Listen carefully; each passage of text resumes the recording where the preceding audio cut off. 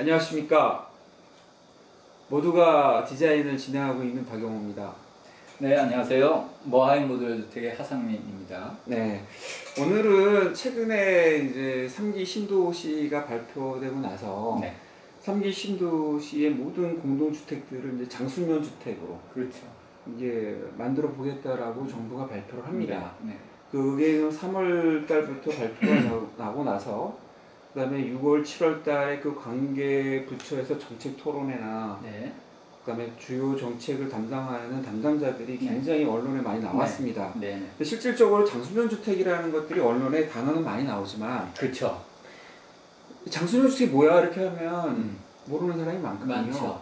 그래서 오늘은 그거를 가지고 한번 네, 그 다음에 그 얘기가 왜 모듈화 우리 얘기하고 있는 모듈 주택과 연결돼야 되는지 예, 그런 이야기들을 하면서 우선 그러면 장수면 주택에 대해서 간단히 예. 장수명 주택은 그야말로 이름 그대로 장수하는 주택입니다. 그렇죠. 지금 나라에서는 100년 주택 네, 이라고 얘기를 하고 있고 이제 장수명 주택이 이야기되고 있는 분야는 보통 공동주택 분야인데 공동주택이 그동안 우리나라는 효율성 때문에 어떻게 지어졌냐면 벽식 구조로 되어 있었습니다. 그러니까 벽을 세우고 그 위에 판을 올리고 벽을 세우고 판을 올리고 이런 식으로 되었었는데 그렇죠. 예, 예. 이런 경우에 시대가 바뀌면서 내부를 수리하는데 굉장한 문제가 있었어요. 그러니까 이제 이런 문제를 해결하기 위해서 구조를 기둥보 방식으로 바꾸고 그렇게 해서 벽이 자유로워지니까 그 자유로워진 벽을 시간이 흘러서 어떤 그 생활 양식이 바뀌면 거기에 적절히 대응하겠다. 이런 것이 기본적인 장수명 주택의 골격이고 그 부분이 지금 대두되고 있는 겁니다. 잘 말씀하셨습니다. 그러니까 일반 장수명 주택에서 가장 큰 이제 일반 주택의 차이점은 네. 이 일반인들의 생활의 라이프 스타일이 바뀌고 있다는 거죠. 그렇죠. 그러니까 예를 들어서 애들이 커서 애들이 이제 자라고 네. 장가가고 네. 그렇게 되다 보면은 이 수명에 관계된 거에 따라서 네. 주택 환경이 변화해야 되는데 그렇죠. 이 벽식 구조는 기초부터 벽이 쭉 올라가다 보니까 네. 전체 층이 네. 이거 변경할 수가 없는 거예요. 그래서 뭐 예를 들어 거실하고 기존 방을 이렇게 털어서 네. 좀 거실을 크게 만들고 싶은데 네. 그걸 못 하는 거죠. 네. 그러다 보니까 자연스럽게 이사를 해야 되고 그런 상황들이 벌어지는 또 한 문제가 있고 그 다음에 가장 큰 문제는 이제 기계전기 설비. 당연하죠. 이게 노후화가 돼버리면 교체할 방법이었어요. 왜 교체할 방법이 없는 거예요? 일단은 이제 벽식 구조의 경우는 공간을 최소화하잖아요. 그러니까 벽 속에 다양한 걸 집어넣습니다. 말하자면 거기에 전선관도 들어가고 각종 냉온수관도 들어가고 심지어는 이제 덧치긴 하지만 그 난방 배관도 들어가고 이렇게 관들이 들어가는데 벽을 털게 되면 그 속에 있는 그 전선관들이나 기타 그쵸. 그 관들을 옮길 방법이 없어요. 그러니까 이게 무슨 말씀이냐면 아예 공사를 할 때 콘크리트 안에다가 그렇죠. 기계전기를 매입을 시키는 방식이에요. 그러다 보니까 이게 왜 이렇게 되면 영구적으로 이제 사용하려고 하는 거지만 이게 세월이 지나다 보면 녹이 쓸고 그렇죠. 노후화가 돼버리면 교체를 해야 되는데 콘크리트 뜯어낼 수가 없잖아요. 네. 그러니까 이런 문제점들을 개선. 네. 그래서 내가 요즘 살펴봤어. 내가 또 조사했잖아. 조사를 해보니까 우리나라 평균 수명이 얼마인지 아세요? 주택이? 보통 이제 저한테 이제 와서 묻는 분들이 한 20, 30년은 버텨요? 예, 정확히 27년입니다. 그렇죠? 근데 다른 나라하고 비교해 보면 놀랬어요. 이 조사를 해보니까 지금 일본하고는 54년. 일본은 54년이 네. 된다는 거죠. 네. 그 다음에 미국은 72년. 네. 프랑스는 80년. 네. 영국은 대박이야. 몇 년? 128년이야. 영국은 한 번 집을 지으면 128년을 쓰는 거예요. 이게 이제 기본적인 문화 차이도 있고, 뭐, 그 다음에 주택 정책의 차이도 있고, 그렇습니다. 이제 그런 것들을 감안해 봐야 되겠지만, 이제 유럽 같은 경우는 이제 오래된 건물들이 많기 때문에 평균을 내게 되면 기본적으로 그 오래된 건물들을 그대로 고쳐 쓰는 문화가 있어요. 그치. 그러니까 외부는 아주 클래시컬하지만 내부는 현대적으로 바꾼 경우가 많은데 그런 경우는 대부분 기존의 주택의 방식이 거기는 콘크리트라든가 돌이라든가 이런 것들이 쓰여 있었기 때문에 그렇고 예. 일본이나 이제 한국이 좀 적은 것은 한국은 개발도상국에서 혹은 주택난이 있을 때 빨리 많이 짓기 위해서 지었던 게 아파트라고 하는 판상구조여서 문제가 생겼고 일본의 경우는 목조주택이 많잖아요. 그렇죠. 그러니까 상대적으로 좀 작은데 그런 걸 감안하더라도 너무 적지. 4배 차이가. 27배, 그 4배 차이가 나니까 이게 왜 문제가 되냐면 도시라는 것도 마찬가지예요. 도시가 그렇지. 아파트가 생기면 그 인프라들이 같이 갖춰지는데 네. 어떻게 27년 만에 집이 사라지게 되면 기존 네. 도시 환경들이 다 슬럼화된다는 네, 얘기거든요. 네, 네. 그러니까 뉴욕의 슬럼가가 왜 생기냐면 왜 생기는지 아세요 그게? 그 슬럼가가 기계전기 설비를 교체 못해요. 못해서 그렇죠. 그래가지고 그거를 철거하는 비용이 너무 많아진 거예요. 그래서 이제 이 장수면 주택의 좀 자세한 내용들을 좀 들어가 보면 요 그림이 좀 대변해 준다고 생각을 합니다. 요 그림을 보시게 되면 기존의 이 각 층별의 이 내력벽들이라는 것들은 다 똑같았어요. 1층부터 꼭대기층까지. 근데 지금은 주변에 있는 기둥으로 이렇게 연결되다 보니까 안에 있는 기둥들이 잘 쓰러질 수 있는 거잖아요. 이게 이제 기본 골조의 개념의 변경이죠, 맞죠? 네, 네. 그게 아까 말씀하셨던 이제 기둥 방식으로의 기둥보 변경. 방식으로 변경이. 근데 이거 되게 쉬운 방식이거든. 그러니까 우리나라 뭐 오피스텔 네. 빌딩이나 이런 거 다 기둥으로 썼는데 못 쓴 건 아니잖아. 그렇지. 네, 그러면 네, 이제 네. 따져볼 건 뭐냐면 이제 아까 얘기한 것처럼 기둥보 방식이 그동안 없었느냐? 그치, 없었던 사실은 건 아니지. 가장 전통적인 방식이고 그동안 있어 왔어요. 그러면 지금 얘기하는 장수명 주택에서의 기둥보 방식과 그동안 써오던 기둥보 방식에는 어떤 차이가 있는 거냐? 그렇죠. 그게 되게 그거를 중요해요. 짚어보면 아 예. 장수명 주택은 이런 거다라고 이제 명확하게 알겠죠. 그 얘기를 한번 얘기를 해봅시다. 네, 기존에 이제 가장 중요하게 하는 거가 라이프 스타일에 의해 가지고 주거 환경이 변할 때 방과 방의 병형, 우리는 그걸 가변성이라고 합니다. 네, 네. 이 가변성이 잘 안 되는 이유가 뭐냐면 기존의 건식벽을 쓰죠, 그죠? 그렇죠. 건식벽을 썼는데 그 건식벽이 구조체에다 세팅을 하는 거예요. 네. 그거에 대해서 한번 말씀하시죠. 일단은 이제 그런 게 기둥보 방식의 경우일지라도 기존에 그거를 잘 바꿀 수 없었던 건 공사의 순서 때문에 그래요. 그러니까 기존에는 어떻게 했냐면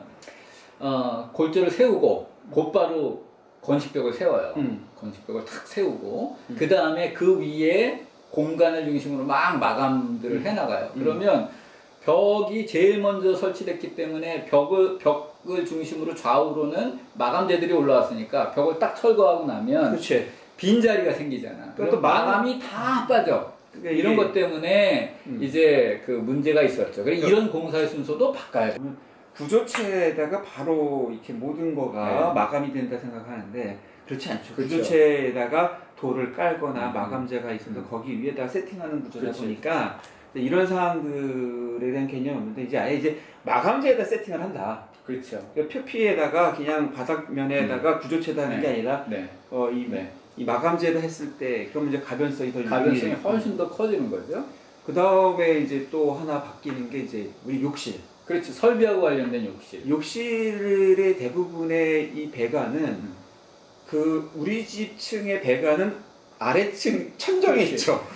얼마 전에 우리도 그런 일이 있었는데 우리 네. 집에서 화장실에 문제가 있었어요. 근데 왜 우리 집 화장실에 물이 떨어지냐고. 그치. 그러니까 이런 것들의 방식이 지금 그림에서 지금 보시는 것들처럼 위아래를 좀 살펴보시게 되보면 이 기본적인 구조에 있어서 배관 설비가 아래쪽에 있었어요. 근데 그 방식을 이제 자기 집 측벽에서 바로 뺏는 구조로 가기 때문에 그런 이제 구조로 하게 돼버리면 이 교체가 용이하다는 얘기가 이제 있는 거고, 맞죠? 그렇죠. 그러니까 그 층간 배관이에요. 그러니까 층 하부의 배관이 아니라 그 층에서 모든 배관을 끝내는 거죠. 그래서 문제가 생겨도 그거만 걷어내는. 아래층 간에 이제 꼭 문제가 되는 게 층간소음. 이 층간소음이 많잖아요. 이 층간소음이라는 것들이 이제 왜 생기냐면 아까 정확히 말씀해 주신 게 이 층고의 확보. 그렇죠. 그런 것 때문에 모든 슬러브에다가 배관을 넣어버리거든요. 근데 이렇게 되는 이제 방식이 바뀌는 건 이제 그거 설명 이거 좀 해주시죠. 네. 그런 경우에 음. 이제 층간소음을 없애기 위해서 혹은 장수명 주택으로 가기 위해서는 기본적으로 돼야 되는 게 뭐냐면 난방 배관도 일정한 공간을 확보하고 건식으로 해야 돼요. 그동안은 습식으로 이렇게 그 구조체하고 같이 묶어서 했다면 그래서 배관이나 난방 배관을 건식으로 하는데 아까 똑같아. 그 슬라브를 그대로 인정하고 그 위에 관을 깔고 마감을 해서 충격음을 흡수할 수 있는 여유층을 둬서 이중 슬라브 개념, 그렇죠. 이중 슬라브 개념이 들어가는 그렇죠. 거죠. 예. 네. 그러니까 슬라브가 있고 거기에다 이제 배관용 그렇죠. 슬라브가 하나 네. 들어가는 거죠. 네. 그렇게 하면 이제 그 층 안에서 모든 게 해결될 수 있기 때문에 다른 층을 손대지 않아도 되고 그 층은 원한다면 언제든 고칠 수 있다. 이렇게 그렇죠. 되는 거죠. 이제 여기까지는 이제 내부에 대한 얘기고 외피로 가게 되면 그동안의 공동주택은 다 콘크리트 습식, 그렇죠. 그러니까 물로 네. 경화시켜가지고 만드는 그런 이제 콘크리트 구조인데 이런 것도 이제 건식벽으로 쉽게 갈 수가 있죠. 바꿀 수 있죠. 네. 기둥보 방식이 되면 이제 가능한 건데 어떤 내용이냐면 벽식의 경우는 힘을 외벽도 다 받아요. 그러니까 외벽을 일부 고치기 위해서 뜯어내면 그걸 보강해야 돼. 이게 너무나 큰 일인데 뼈대가 힘을 모두 받고 있다면 거기다가 커튼홀처럼 벽이건 외장재건 뭘 걸 수가 있거든요. 그러면 그 벗겨내고 다시 다른 걸 걸면 외장도 바뀌는 거죠. 이런 상황이 될 수 있다. 그렇죠. 이게 이제 고급 용어로 전문 용어 인필. 네. 맞습니까? 인필은 네. 구조체 내에 완성된 어떤 공간을 통으로 끼워 넣는다라고 하는 개념으로 내부 공간을 구성할 때 인필 공법이 되는 거고 외부 공법은 달리 얘기하면 커튼홀 공법 같이 바뀔 수 있다. 이렇게 보시면 될 것 같아요. 이거를 저희가 이제 간단히 보면은 한 4개 정도의 그 변화가 그렇죠. 엄청 큰 변화예요. 네. 네. 근데 저는 이걸 보면서 무슨 생각을 많이 했냐면 이 현대 건축이 전통 건축을 못 따라가는 것 같아요. 왜? 우리나라 전통 건축이 이랬어. 이 목조지만 그렇지. 우리 전통 건축이 그렇지. 기본적으로 기둥으로 기둥 만들어져 있는 방식이었죠. 가구 방식이니까 그 안에 벽체가 수없이 바뀌면서 생각하니까 그러니까 목조 건축이 오래 갔던 거예요. 맞아. 그래서 지금 얘기된 이렇게 건식벽을 사용한다거나 층간에서 어떤 그 난방 배관이라 이 설비들을 해결한다거나 혹은 이중벽이나 이중 슬랍을 쓴다거나 혹은 외벽을 커튼홀로 쓴다거나 하는 것들은 모두 다 모듈화가 가능한 것들이에요. 그러니까 지금 저희가 이제 모듈 주택을 하고 있는데 네. 이 모듈 주택에 있어서 이게 이제 장수명 주택도 결과적으로 네. 교체가 가능한 시스템으로 만들었어요. 예를 들면 이런 거야. 내가 오래 살고 싶어. 근데 장기력 교체? 그러면 뼈는 그대로 두고 그 외피하고 그 다 뜯어서 다시 갈아 끼고 싹 덮어야 돼. 그러려면 가장 중요한 것이 튼튼한 뼈예요. 그렇겠죠. 네. 그러니까 저희가 이런 얘기를 하면서 근데 이제 요게 최근에 하나만 이제 좀 하면은 이 장수명 인증제도라는 게 있답니다. 네.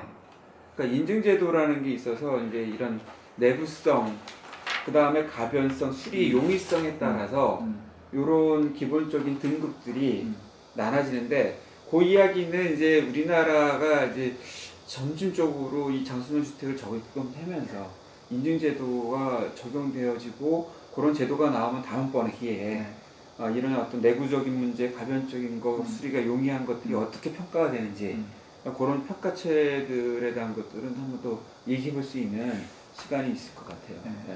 일단은 장수명 주택이라고 하는 이제 아주 기본적인 취지. 그래서 이제 제한되어 있는 자원을 최대한 활용해서 쓰겠다. 그 다음에 시간이 지나면서 바뀌는 라이프 스타일을 적극적으로 반영하면서 거기에 대해서 그 적절히 대응할 수 있는 주택을 공급함으로써 국민들의 삶의 질을 높이겠다. 이런 건 너무 좋은 취지인데 교육이 따라가지고 그렇지. 근데 뭐해? 요즘에 우리나라 고령화 시대입니다. 사람도 늙어가고 있는데 건물도 늙어가야 되는데 안 늙어가고 있습니다. 오래 사용할 수 있는 방법을 찾아 나가는 것도 현명한 것 같아요.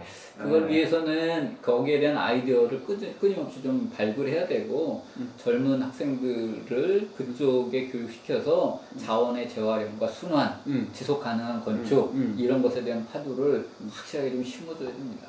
예. 자, 오늘도 영상 즐겁게 봐주셨습니까? 유익하셨다면 좋아요, 구독 부탁드립니다. 네, 부탁드립니다.